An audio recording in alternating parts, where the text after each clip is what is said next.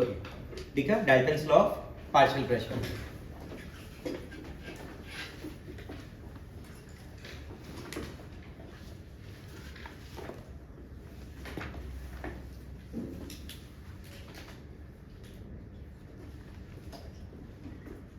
Now first of all, let us understand the meaning of partial pressure. तो partial pressure क्या है basically? वो word क्या indicate करता है? Here, partial pressure it indicates individual pressure. That partial pressure it indicates what? Individual pressure. किसी gas का जब individual pressure बोलते हैं ना, जब किसी गैस के individual pressure का बात करते हैं हम लोग, तो अपन उसको बोलते हैं partial pressure. क्या बोलते हैं? Partial pressure. मान लो मैं इसको कंसिडर करता हूँ कि ये कंटेनर है and this container contains 50 different types of gases. ऐसा मान लो इस कंटेनर के अंदर 50 डिफरेंट टाइप की गैसेस है, तो हर एक गैस का जो प्रेशर होगा ना वो अलग अलग होगा। आप समझ रहे मेरी बात? हर एक गैस का जो प्रेशर होगा वो क्या होगा? अलग अलग। मान लो मैं ऐसा बोलता हूँ कि this are the molecules of a gas, these are the molecules of B gas, C gas, D gas, E gas, ऐसे there are n number of gases, ठीक है। अगर n number of gases होंगे तो इनका जो टोटल प्रेशर आएगा, जो ये पूरे कंटेनर का प्रेशर होगा, will be sum of partial pressure of each gas.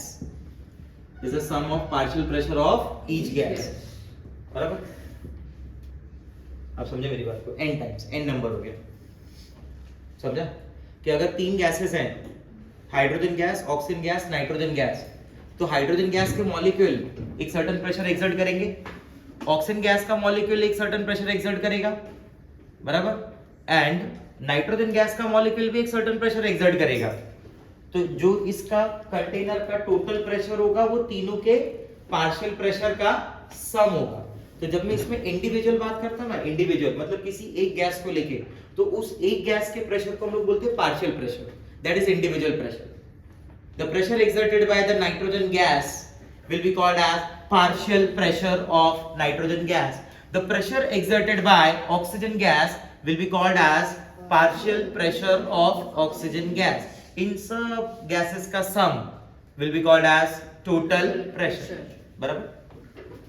मैं ऐसा बोलता हूँ इन गैसेस को मैं ABCD मान रहा हूँ ना, तो मैं इसको चेंज कर देता हूँ, ABC ऐसे लिख देता हूँ, ठीक है, चलेगा? We know very well that PV is equal to nRT. क्या बोलते हैं? सही है? PV is equal to nRT. तो मैं P के टर्म्स में ऐसे लिख सकता हूँ n into R into T upon V, बराबर? तो यही चीज मैं for A गैस कैसे लिखूंगा? For A gas PA is equal to NA into RT upon V. What do you say? Yes or no? क्या सारे गैसेस के लिए गिवन वॉल्यूम सेम है? एक स्टूडेंट के लिए भी ये पूरा क्लास है, बराबर, 2 स्टूडेंट के लिए भी पूरा क्लास है, सब स्टूडेंट के लिए पूरा क्लास है। ऐसा नहीं कि सबको इंडिविजुअल बांटा हुआ है, नहीं ना। What about the temperature? इस क्लास में जो टेम्परेचर रहेगा वो सब मॉलिक्यूल्स के लिए, हाँ या ना। वो अलग चीज है कि तुमको उस टेम्परेचर पे ठंडी लग रहा है, गर्मी लग रहा है, बट रूम टेम्परेचर तो सबका सेम है ना। मैं ऐसा थोड़ी बोलूंगा कि मेरी साइड पे रूम टेम्परेचर 25 डिग्री सेल्सियस है, पार्थ के साइड पे रूम टेम्परेचर 35 हो गया है, उधर हॉट बॉडी है, ऐसा? हाँ, नहीं ना। Is it possible? नो, ये नहीं बोला जा सकता। इधर अपना पूरे रूम के अंदर टेम्परेचर एक ही जैसा है, तो उधर भी कंटेनर में क्या हुआ? टेम्परेचर सेम है। आपको समझा मेरा बात? तो मैं पीवी को कैसे लिखूंगा? बोलो पीवी क्या हो जाएगा मेरे लिए? एनबी। तो इसमें वेरिएबल कौन हुआ मेरा? Number of moles. वॉल्यूम को कांस्टेंट मान रहा हूं, टेम्परेचर कांस्टेंट मान रहा हूं, आर तो दुनिया के लिए कांस्टेंट है। क्या हो जाएगा? R into T upon V. What is yes or no? तो अगर मुझे इस फॉर्म में इक्वेशन लिखना है तो मैं क्या लिख सकता हूं कि total pressure is equal to Na into R T upon V plus NB into R T upon V plus NC into R T upon V plus dot dot dot. What is yes or no? ठीक है, क्या मैं इसको ऐसा लिख सकता हूँ? R T by V को कॉमन लेके, क्या बोलते हो? हाँ बोलते हो? तो बोलो क्या आ जाएगा? Na plus NB plus NC plus dot dot dot. What is yes or no? और इधर क्या आ जाएगा? RT अपॉन व्हाट यू से, यस और नो, बराबर। तो क्या मैं इसको ऐसे लिख सकता हूँ? P total is equal to N total upon V into RT। आया समझ में? तो क्वेश्चन कैसा बनेगा? मान लो मैंने आपको गैसेस का मिक्सचर दे दिया, गैसेस का मिक्सचर दे दिया, इतना इतना ग्राम गैस है A B C, क्या उस मास से मोल निकाल सकते हो? तीनों के मोल मिल गए, तीनों को ऐड कर दिया तो टोटल मोल मिल गए। बोलो हाँ या ना? कंटेनर का वॉल्यूम दिया है, टेम्परेचर की कंडीशन दी है, पी टोटल मिल गया, हो गया खत्म। आया समझ में? हाँ या ना?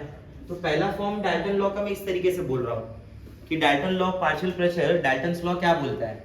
तो डाल्टन लॉ ऐसे बोलता है कि डाल्टन लॉ में जो टोटल प्रेशर, आप कंटेनर का जो टोटल प्रेशर है is a sum of partial pressure of each gas present in a container.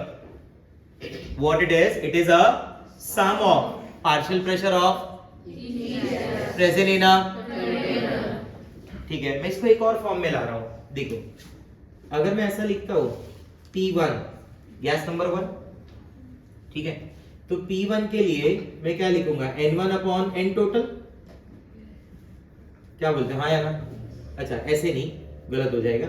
मैं इसको ऐसे लिख रहा हूं P1, या चलो PA मान लेता हूं, वही चल रहा है ना, PA, तो इसको मैं लिखता हूं NA upon V into RT। What is yes or no? ये तो क्लियर है ना? यही चीज लिखी है PA। What about P total? What about P total? क्या लिखूंगा बोलो? N total upon V into, consider this as equation 1 and consider this as equation 2. Can I write it like this? Equation 2 divided by equation 1. Equation 2 divided by equation 1 is PA upon P total is equal to NA upon N total. Do you agree with me? What do you say? Yes or no? RT by V gets cancelled ना? N1 NA आ गया और नीचे क्या आ गया? N total। क्या बोलते हो हाँ या ना? What is Na upon N total? What is Na upon N total? What is that? Yes, कौन बोला? Yes, perfect, very nice. It's a mole fraction ना? Mole of one component divided by the total moles. क्या होता है वो?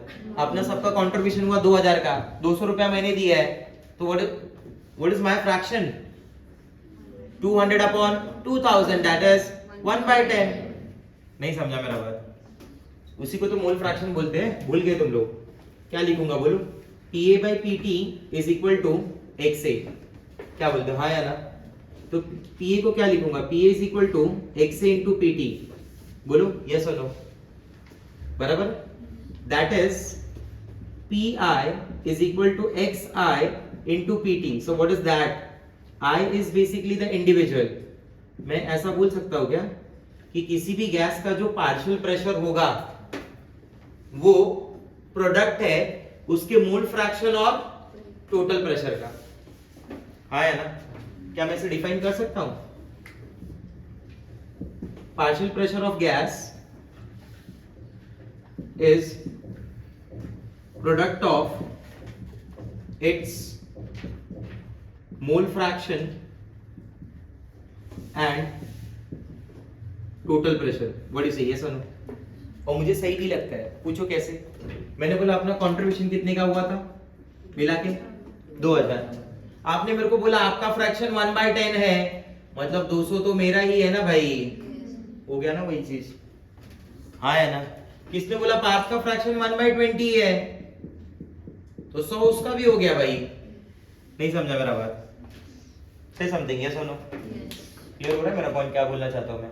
तो आप इस फॉर्म में भी डिफाइन करेंगे, डिफाइन मतलब इस फॉर्म में भी हम लोग डाल्टन्स लॉ बोलेंगे। कैसे फॉर्म में बोलेंगे बोलो? कि partial pressure of any gas is product of its mole fraction and total pressure. वो जो क्वेश्चन में बता रहा था उस क्वेश्चन में टोटल प्रेशर कैलकुलेट हो गया था ना मेरा, गैसेस के मोल्स दिए हुए, सबको ऐड किया तो टोटल मोल मिलता है, उसका mole upon total mole is the mole fraction. नहीं समझा?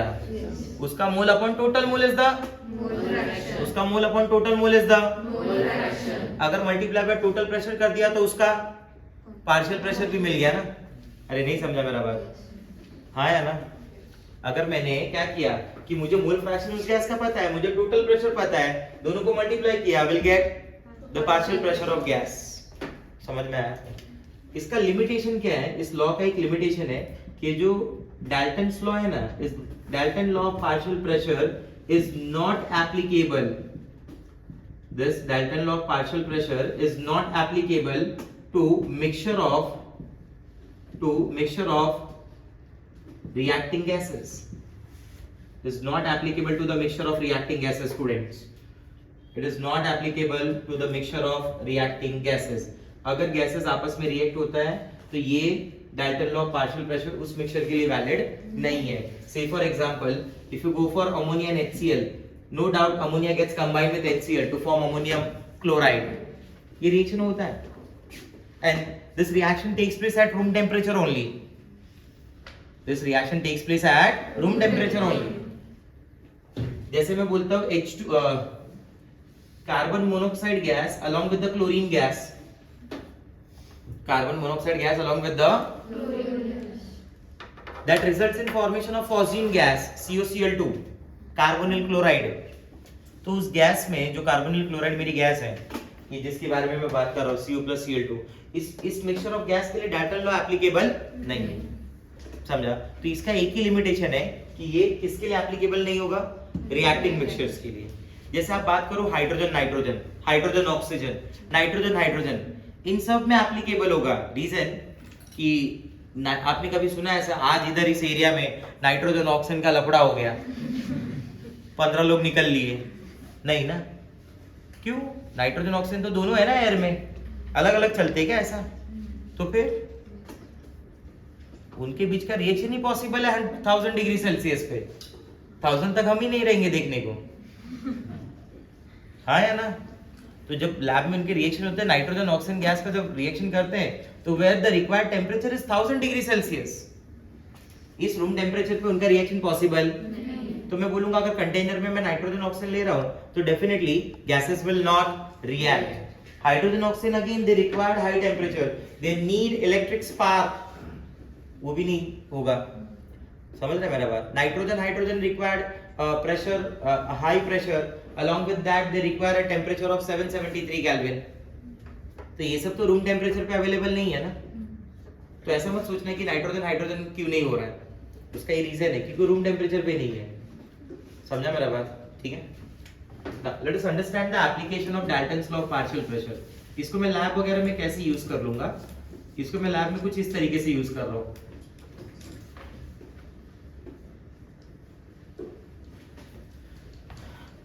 आपने ऐसा कभी सुना होगा कि एक्सपेरिमेंट्स वगैरह में स्कूल में कि उसमें ऐसा बोला जाता है कि this gas is collected over water. सुना है ऐसा कभी कुछ? नहीं कि इस गैस को हमने वाटर के ऊपर कलेक्ट किया. आता है ऐसा, स्कूल में पढ़ाया जाता है? नहीं पता है? ठीक है, ऐसा होता है. मान लो मैं एक गैस प्रिपेयर कर रहा हूँ, that gas is oxygen gas. Student, that gas is oxygen gas. ये ट्यूब के अंदर there is a sample of KClO3. I repeat, इसके अंदर जो सैंपल है, that sample is KClO3, that is potassium chlorate, and when it is heated at high temperature, it result in formation of oxygen gas. KClO3 solid form में residue की तरह बचा रह जाएगा, ऑक्सीजन गैस ऊपर जाएगा. इधर इसके ओपनिंग को मैंने स्टॉप कर दिया है, क्लोज कर दिया है, I mean to say, बराबर. And there is a side arm tube. There is a side arm tube which is connected with a container in which water is filled. ये कंटेनर है जिसमें वाटर ऑलरेडी भरा हुआ है, बराबर. अब container में जब वाटर होगा तो इसका क्या लॉजिक है मालूम है कि ये जो वाटर होता है ना, इट विल क्रिएट वेपर, बराबर. ये वाटर क्या होता है? ये वाटर का वेपर प्रेशर बनाता है. ठीक है. आपने शायद ये दो टर्म के बारे में सुना हो कभी.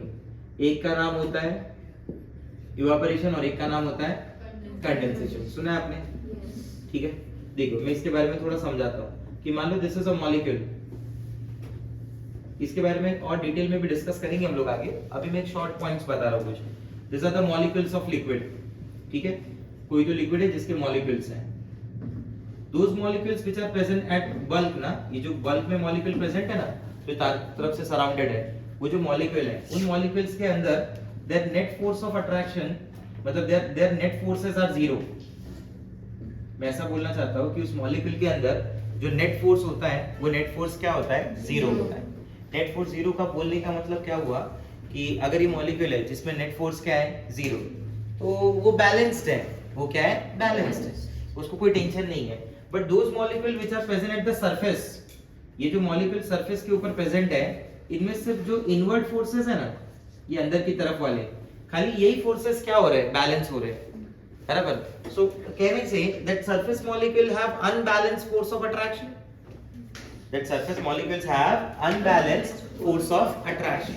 तो ये जो सरफेस के मॉलिक्यूल होते हैं ना, ये सरफेस के मॉलिक्यूल अगर इन्हें एनर्जी मिल जाए नेचर में से, तो ये उस लिक्विड से बाहर निकल जाते हैं and they get converted into vapour form, they get converted into बराबर। और मान लो वेपर फॉर्म में यहाँ पे आ गए, आया समझ में? This is a close container, ठीक है।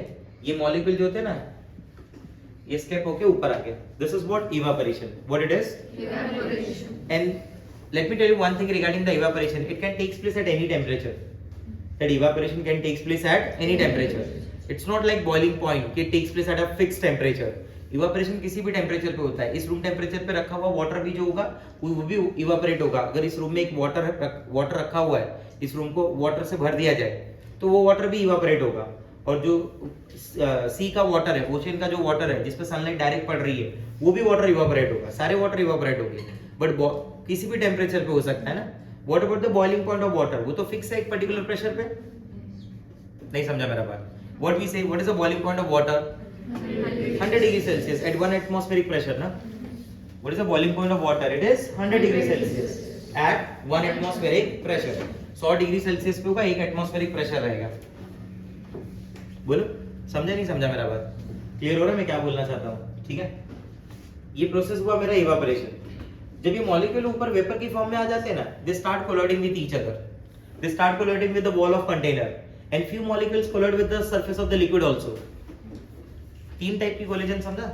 एक मॉलिक्यूल आपस में कोलाइड हो रहे हैं, और एक टाइप के मॉलिक्यूल कंटेनर से कोलाइड हो रहे हैं, और एक टाइप के मॉलिक्यूल लिक्विड के सरफेस से कोलाइड हो रहे हैं।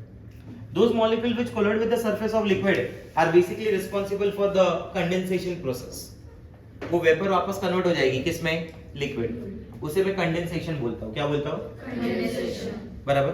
पहला वाला क्या बोला मैंने, इवेपोरेशन। दूसरा वाला मैंने क्या बोला, कंडेंसेशन। तो जो मॉलिक्यूल वापस आ गए वो कंडेंस हो गए।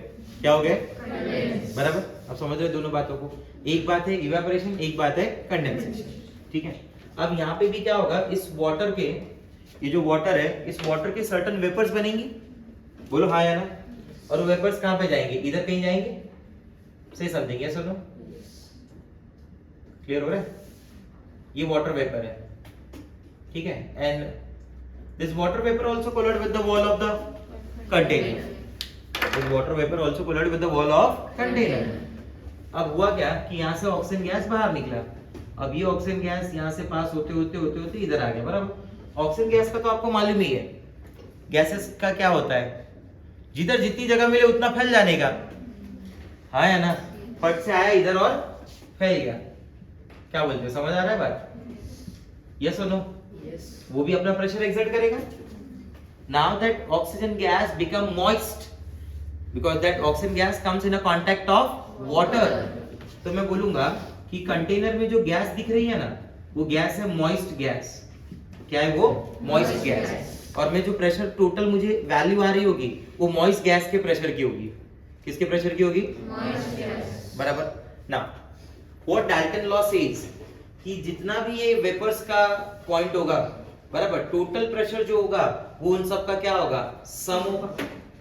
तो मैं अकॉर्डिंग टू डाल्टन लॉ ऐसा बोल सकता हूँ क्या कि ये जो मॉइस्ट गैस बना मेरा, इसका जो प्रेशर होगा is a sum of partial pressure of oxygen gas, बराबर। अगर मैं इन जनरल बोल दूं तो partial pressure of dry gas plus partial pressure of water vapour. What is yes or no? तो this is according to what, Dalton law. किसने बोला इन दोनों को ऐड करो तो इनका जो सम होगा वो मॉइस्ट गैस का प्रेशर होगा, डाल्टन। क्योंकि डाल्टन ने क्या समझाया कि जो मिक्सचर का प्रेशर है is a sum of partial pressure of each gas. अभी भी नहीं समझा मेरा बात? And this pressure of water vapor, it is also popular by the name of aqueous tension. Is also popular by the name of aqueous tension. So what I write here that moist gas is equal to pressure of dry gas along with aqueous tension. बराबर, अगर आप dry gas का pressure calculate करना चाहते हैं तो ऐसे situation में आपको मॉइस्ट गैस के प्रेशर में से एक्वस टेंशन को क्या करना पड़ेगा, माइनस करना पड़ेगा। आप समझ गए मेरी बात? बोल क्या बोलते हो, क्लियर है? Any doubt with this? ठीक है, राइट ऑन द क्वेश्चन।